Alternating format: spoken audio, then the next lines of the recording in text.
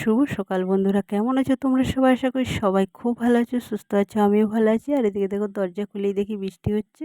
সকালে বৃষ্টি সত্যি করে খুব ভালো লাগে, কারণ সকালে বৃষ্টি দেখলেই মনটা খুব আনন্দ লাগে, ছোটোবেলাকার কথা মনে পড়ে যায়।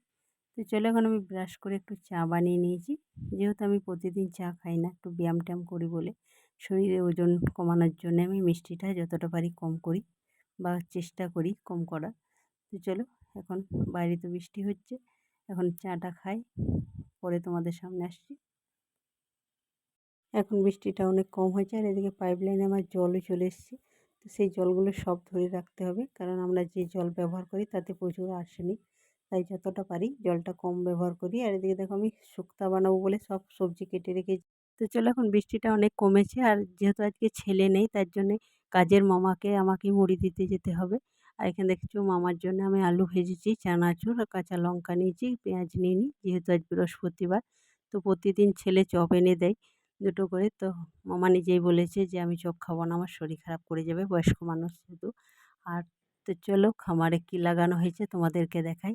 আর বলতে বলতে আমি চলে এসেছি এই যে মনসা মন্দির আমাদের, আর এটার পেছনেই আমাদের খামার বাড়ি। আর এই যে মনসা মন্দিরের ভেতরে দেখতে পাচ্ছ, ছেলেরা রথ তৈরি করছে। কাল রথ, যেহেতু একটা সময় ছিল যখন আমরা এইভাবেই বানাতাম রথ। তো চলো, বলতে বলতে চলে এসেছি খামার বাড়ি। তো চলো, দরজা খুলে দেখাই তোমাদেরকে আমাদের খামার বাড়িতে কি কি গাছ লাগানো হয়েছে। চলে এসেছি খামার বাড়ি। এখানে দেখতে পাচ্ছ অনেকটাই জায়গা খামার বাড়িতে। আর এই যে প্রথমে ঢুকতে এগুলো হলুদ গাছ, তো এর মাঝে বসানো হবে কচু। আর ওই ধারে যে দেখতে পাচ্ছ, এটা পুরোটাই আখ, কারণ এখানে কচু, আখ আর হলুদ ছাড়া কিচ্ছু হবে না, প্রচুর বান্দর। এখানে আমার দুটো আম গাছ ছিল, অনেক বড় বড়। তো আমও ধরতো প্রচুর, দেখিয়েছি অনেকবার ভিডিওতে। কিন্তু বান্দরের জন্য আমরা কোনোদিন আম খেতে পাইনি, আমাদের যেহেতু বাড়ির থেকে অনেকটাই দূরে খামারটা, তার জন্য।